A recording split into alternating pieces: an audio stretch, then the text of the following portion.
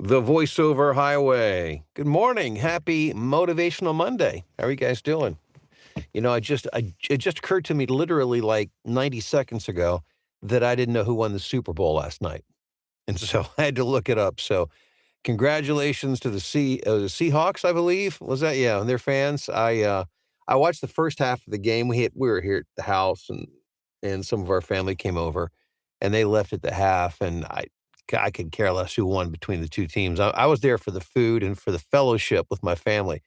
And so at that point, I went downstairs to watch a movie or, do something different. And I literally forgot all about it. So I guess football's behind us, and the next big thing is March Madness. Hope you guys had a good weekend. Hope wherever you live, the weather is allowing you to do what you need to do, to get along and survive.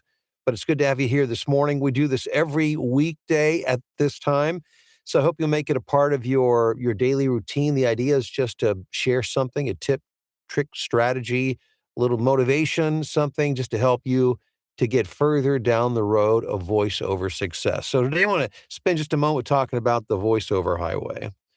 And I think the best way to do that is to share a true story with you. I have I have vivid memories from my child. It's weird. Sometimes I can't remember what I had for breakfast, but I can remember what I was doing when I was 4 years old. Very strange, right? But I have these vivid memories of a young child traveling to see my grandparents.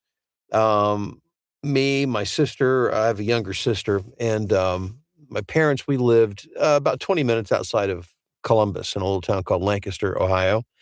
And we would go to visit my grandparents, my mom's parents in Knoxville, Tennessee on a very regular basis. Is like that's how we spent our summer vacation. We'd go there for holidays. We kind of wore a path between Columbus and Knoxville. But I remember in the early days, um, when I say early days, I'm talking about like early grade school for me, that interstate highways, man, I'm making myself sound very old here, and I am, but I guess the interstate highway, it was in existence. They actually launched the initiative in the US for interstates in 1956. But apparently it took a number of years for it to reach all parts of the US, and there were no interstates in my younger years between Columbus and Knoxville. And I remember we'd have to take these two-lane roads, and the problem with that, besides the obvious, it's better when you have 4 lanes, you can actually move things along, is it's not a straight line. We'd have to go through, if you're familiar with the territory of East Tennessee, of course, that's kinda you're moving up into the Smoky Mountains, and, it becomes a bit mountainous, very hilly. Mountainous it depends on where you're from, what you consider mountainous, but we'll call it, small mountainous, very hilly, steep, all that stuff. So you can't drive a straight line. You had to go in and around, and there's problems with that. Number one, you can get motion sick. Also, it's, if you need a gas station for fuel or to go to the bathroom, good luck trying to find one along the way because they weren't as plentiful or as consistent as they would be if you were on an interstate. And the other one, and this is the really big one, is it took forever.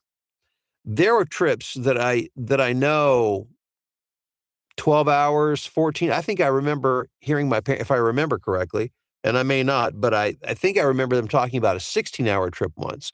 You get bad weather, you get snow, all of a sudden it becomes a nightmare. Can you imagine 16 hours in a car with 2 little kids? Without seat belts? Yeah, this is pre-seat belts, pre-car seats. We were living it up when we traveled. But it was not, I mean, it was not a fun exercise for my parents for sure. Probably far less fun for them than it was for my sister and I. Of course, she was very, very little at the time. But point being, before the interstate, it was not necessarily, it was nice to have, roads, but it was not a treat to travel. And then when the interstate became, ubiquitous, it was everywhere and it didn't matter where you are, you were never far from the interstate. All of a sudden, travel sped up. What would take us 12, 14, 16 hours, then it would take us more like 7 to 8 hours. It could cut it up to a half in terms of time. It was a major thing. So anytime you can get on the highway, it's a good thing, right? Well, the thing about voiceover, my observation has been, is that the majority of people Stay on those back roads, those winding, hilly back roads where you're more susceptible to weather. You can't find the gas station, all the problems that come along with that. And when I talk about that, I'm talking about the more outdated modes of building a voiceover business. Those you still hear from some folks that say the only way to build a legitimate voiceover business is you have to have an agent and you have to be union and you have to go through that route. Well, that began to change dramatically, 20 years ago, around 2005, 2006. And thankfully now we're seeing people begin to talk more about and have more concern about the business end, but it's still not really baked into the culture of voiceover. And I don't know if it ever will be.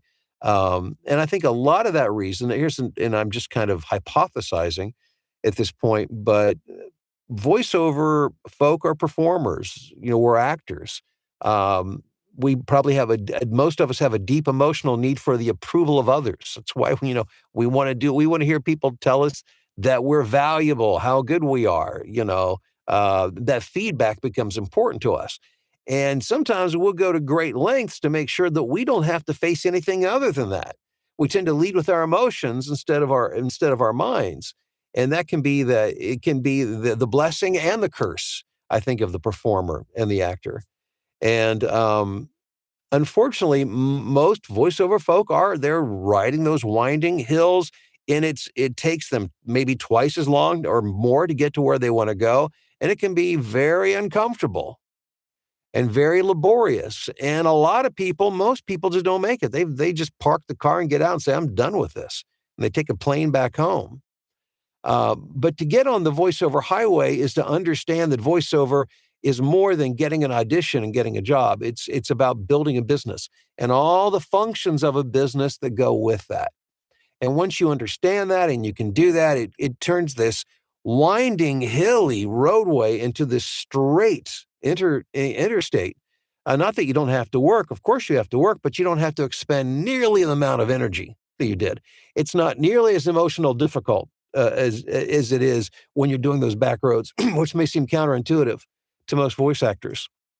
So if you're kind of at the place and maybe you're just at the very beginning of the journey and you want to make sure you're doing it the right way, I'm glad we're having this conversation. If you've been doing this for a while and you're a bit frustrated, I'm also glad you're here. You're in the right place because I'm all about understanding the process. And that's why I have the voiceover, the VO flow system. That's what that is all about. And I want to invite you into that community. We've got a free group. This is for you to come in with other people who are learning voiceover or who have been experienced and are asking for help and are sharing help along the way. It's community at its best. And we hope you'll join us. And I put a link below in the description and you can click that and hope to see you in there today. So time to get off those back roads. Let's get you on some 4-lane, 6-lane, perhaps, interstate, and let's make that ride a lot smoother. If you haven't yet, check in here on the live chat. Let me know you're here and listening or watching.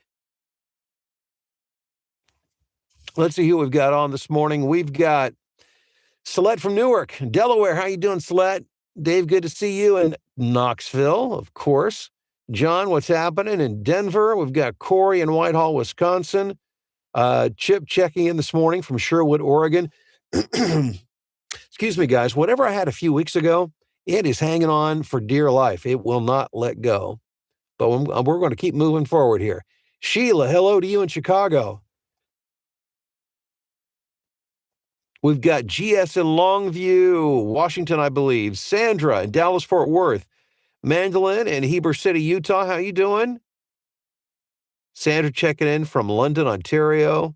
Hey, Joe Gooch in the UK. Good to see you, Joe. Corey is encouraging everybody to smash the like button. I appreciate the encouragement and the cheerleading there, Corey. Means a lot. Celeste said we used to sleep in the footwell of the car on long trips. Those were the days. I remember like when we would travel for Christmas and the car was full of boxes and stuff. My sister and I would create almost like a cave in the back so we could get down, on the floor right behind the front seats, and then we'd have boxes around us. And oh man, Back when we had no idea all the dangers that were waiting for us out there. Hey, Jim, good morning to you in Memphis. And hey, another hello from Tennessee. Happy to be on this trail. Well, I'm glad to have you on this trail. Sure appreciate you stopping by. Don't forget, tomorrow and every day, every weekday at this time, we're going to do the same thing. And again, want to get you on. Let's get you on the voiceover highway, and let's start by getting you with a group of great voiceover friends who are going to be supportive in the journey. Just go into the description below, click the link, get signed up, and we'll talk to you soon. Take care.